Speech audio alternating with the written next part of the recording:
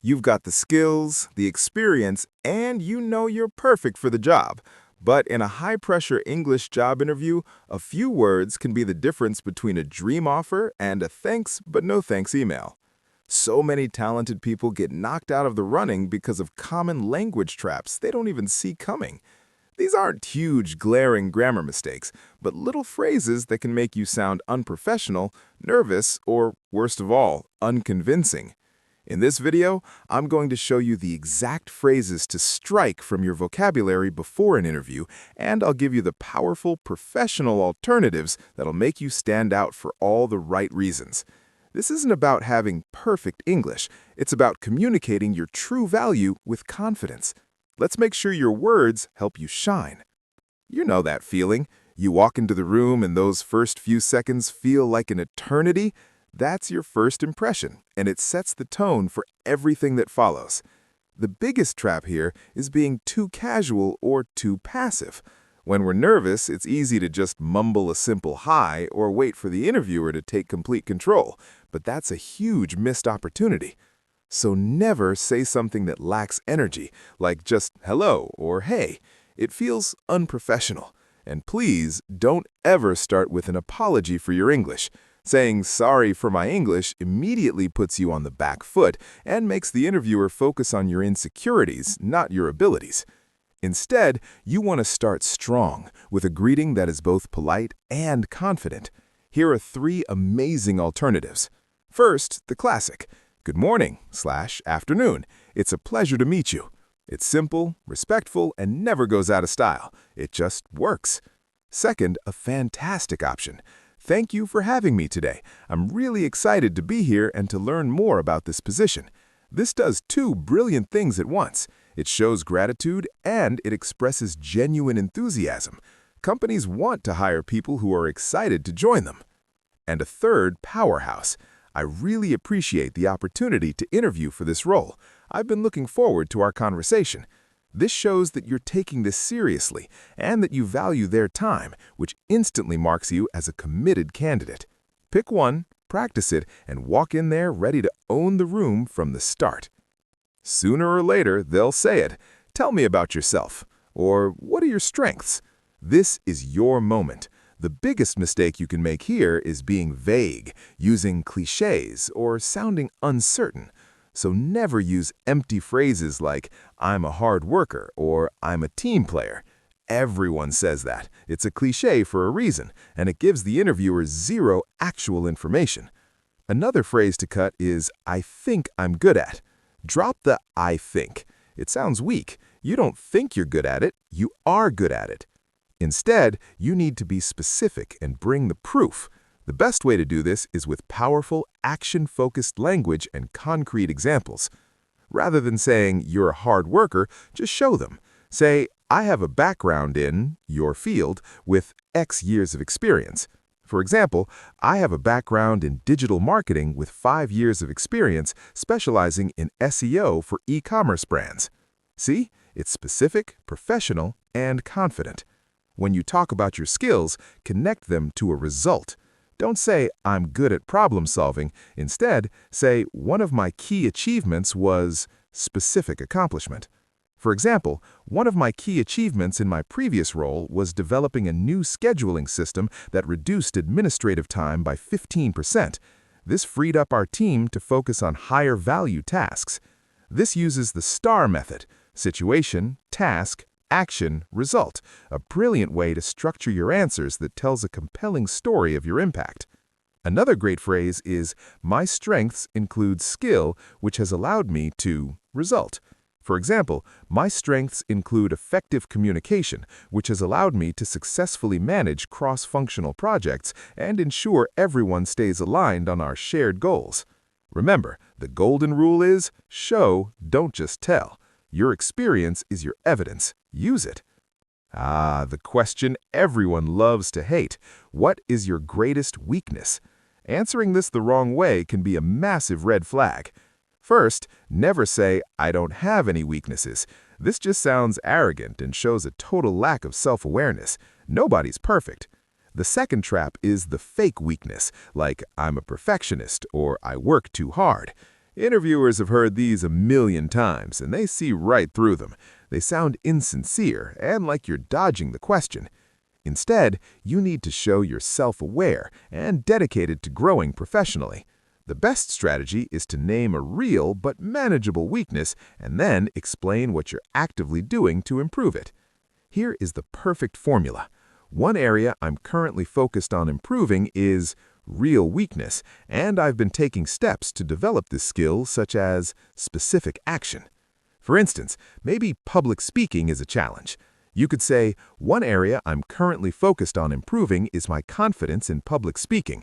While I'm very comfortable in smaller team meetings, I've been working to become a better presenter for larger audiences. To do this, I recently completed an online public speaking course and have started volunteering to present our departmental updates to get more practice. This answer is fantastic. It's honest, it shows you're proactive about your own development, and it turns a potential negative into a story of growth. Another example could be about delegation. You might say, historically, I've sometimes taken on too much myself to ensure quality. However, I've learned that this approach isn't scalable and that it's crucial to empower my team. I'm actively working on my delegation skills by providing clearer instructions and setting up regular check-in points, which has helped my team feel more ownership and has freed up my time for more strategic work. This shows maturity and a focus on becoming a better leader and collaborator. Answering this question well can actually make you a much stronger candidate.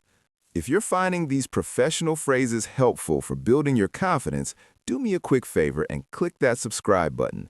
My whole goal here is to give you clear, simple tools to help you succeed, and your support allows me to make more videos just like this one. Near the end of the interview, they'll almost always ask, "So, do you have any questions for me?" This is not just a polite closing, it's a final test. The absolute worst thing you can say is, "No, I don't have any questions." This screams a lack of interest, a lack of preparation, or both. It can make you seem like you don't actually care about getting the job. Another mistake is asking about salary, vacation time, or benefits too early. While these things are important, bringing them up in the first interview can make it seem like that's all you're after. Instead, this is your chance to show you've done your homework and are genuinely thinking about how you would fit and thrive in this role. You should always have a few thoughtful questions ready to go. Here are some excellent professional questions you can ask. A great question about the role is, can you tell me more about the day-to-day responsibilities of this role and what you see as some of the biggest challenges? This shows you're thinking practically about the job. To show you're a team player, ask, how would you describe the team I would be working with? This shows you care about the work environment and collaboration. To learn about what it takes to succeed, ask, how is success measured in this role, and what would a successful first 90 days look like? This is a fantastic question that shows you're results-oriented and eager to make an impact right away. Finally, a question that proves you've done your research is, I read that the company is focusing on a specific company value or recent project. Can you tell me how this role contributes to that larger goal? This is incredibly impressive and shows you're not just looking for any job, but this job. Asking smart questions turns the interview into a two-way conversation and shows you're interviewing them too. You've made it through. Now it's time to leave one final, lasting impression. How you end the conversation is just as important as how you began it. The mistake here is to be too passive or informal. Never just say, okay, bye, or thanks. It's abrupt and wastes your last chance to reiterate your value. Also, don't leave without having a clear idea of what happens next. Instead, you want to end with a closing statement that is professional, confident, and proactive. Here are a few perfect phrases to wrap things up. First, always show gratitude. Say, thank you very much for your time today. It was a pleasure to learn more about the team and the role. This is polite and professional. Next, briefly and confidently restate your interest and fit. You can add, I am very excited about this opportunity, and I believe my experience in mention one key skill would be a great asset to your team. This is a quick, powerful summary of why they should hire you. Finally, be proactive about the next steps. Ask, could you please tell me a bit about the next steps in the hiring process? This shows you are organized and serious about moving forward. So, a full closing statement could sound like this. Thank you very much for your time today. It was a pleasure to learn more about the team and the role. I am very excited about this opportunity, and I believe my experience with project management is a strong fit for your needs. Could you please tell me a bit about the next steps in the hiring process? And after they explain the next steps, you can end with a final, confident closing. That sounds great. I look forward to hearing from you soon. Have a great day. A strong close solidifies the incredible impression you've worked so hard to build. So, let's do a quick recap of the 5 language traps to avoid: the weak welcome, the vague value statement, the weakness trap, the question quagmire, and the fumbled farewell. As you can see, interviewing well in English isn't about having a perfect accent or a massive vocabulary. It's about using professional, confident language to clearly communicate your skills and your passion. By replacing these common mistake phrases with the powerful alternatives we've discussed, you will instantly sound more prepared, professional, and hireable. Remember, they invited you to the interview because they already think you can do the job. Your task is to give them the confidence that you are the right person for the team. Practice these phrases. Make them your own. You've got this. Now that you know exactly what not to say, the next step is to master what you should say. Click on this video right here where I break down how to answer the 7 most critical job interview questions with perfect professional examples. Thank you so much for watching, and good luck with your next interview.